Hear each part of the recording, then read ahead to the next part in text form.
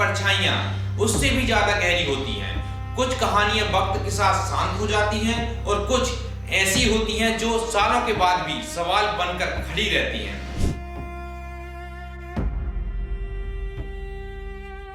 एक नाम ऐसा है जो आज तक रहस्यमय बना हुआ है, दिव्या भारती।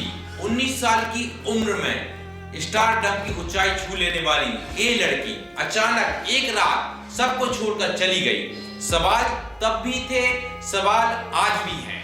25 फरवरी 1974 को मुंबई में स्मिता भारती और ओम प्रकाश भारती के घर एक बेटी ने जन्म लिया। नाम रखा दिव्या। बचपन से ही बेहद चंचल, मासूम और खूबसूरत। पढ़ाई में मन कम लगता था, लेकिन फिल्मों और डांस में दिल धड़कता था। खासकर श्रीदेवी के गाने तो जैसे उनकी दुनिया थे। घर में गाने बजते और छोटी सी दिव्या शीशे के सामने डांस करती हुई कहती, एक दिन मैं भी बड़ी स्टार बनूंगी। स्कूल की किताबों में ज्यादा उन्हें कैमरे की चमक खींचती थी। 9वीं क्लास के बाद उन्होंने पढ़ाई छोड़ दी, मॉडलिंग की दुनिया में कदम रखा और फिर किस्मत ने दरवाजा खटखटाया। गोविंदा की भाई कीर्ति कुमार ने उन्हें एक फिल्म के लिए चुना, लेकिन शूटिंग शुरू होने से पहले ही रोल हाथ से निकल गया। ऐसा एक बार नहीं, कई बार हुआ। कभी सुभाष घई की फिल्म से नाम हटा, कभी दूसरी प्रोजेक्ट से। घर आकर वो कभी कभी मायूस होकर कहती, मम्मा क्या इंडस्ट्री मुझे अपनाना नहीं चाहती। 16 साल की उम्र में दिव्या साउथ की नई सनसनी बन चुकी थी। उसके बाद एक के बाद एक हिट फिल्म ने फिर बारी आई हिंदी सिनेमा की। मुंबई लौटकर उन्होंने विश्वात्मा की फिल्म भले बड़ी हिट नहीं बनी, लेकिन सात समंदर पार गाना हर जगह बजने लगा।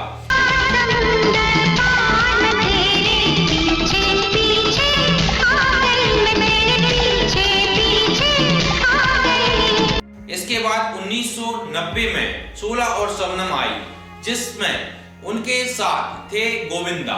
फिल्म ब्लॉकबस्टर रही। उसी साल उन्होंने 9 फिल्में की। लोग कहने लगे ये लड़की रुकने वाली नहीं है। इसी दौरान उनकी मुलाकात हुई निर्माता साजिद नडियावाला से। शुरुआत दोस्ती से हुई, फिर रिश्ता गहरा हुआ। 19 साल की होते होते दोनों ने शादी का फैसला कर लिया। 10 मई 1992 को कोर्ट मैरिज हुई। दिव्या ने इस्लाम कबूल किया और परिवार को कुछ महीनों बाद बताया गया। शुरुआत में नाराजगी रही, पर आखिरकार रिश्ते को स्वीकार कर लिया गया।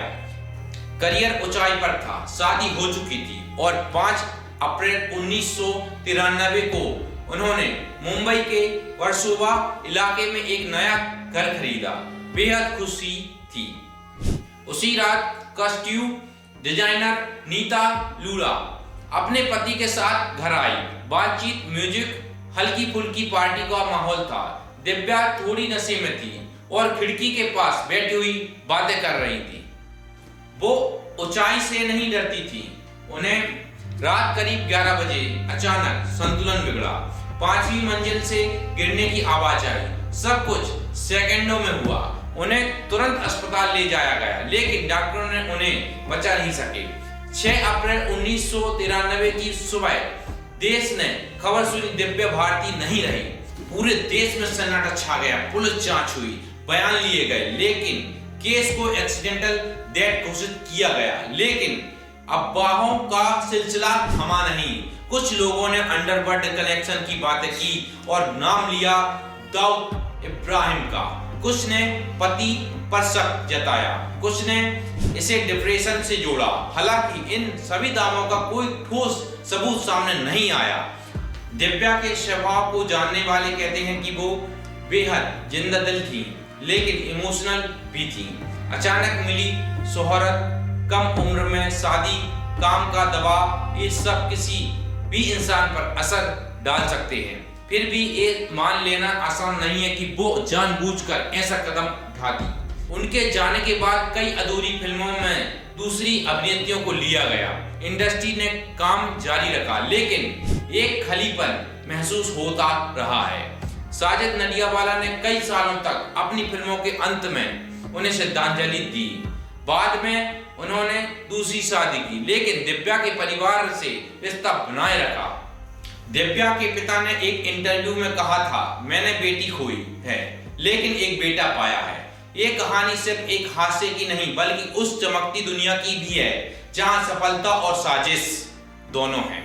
अगर आप इस कहानी पर अपनी राय देना चाहते हैं तो कमेंट में जरूर लिखिए। अगली बार किस सितारे की कहानी सुनना चाहोगे ये बताइए, क्योंकि सिनेमा सिर्फ पर्दे पर नहीं यादों में भी चलता रहता है।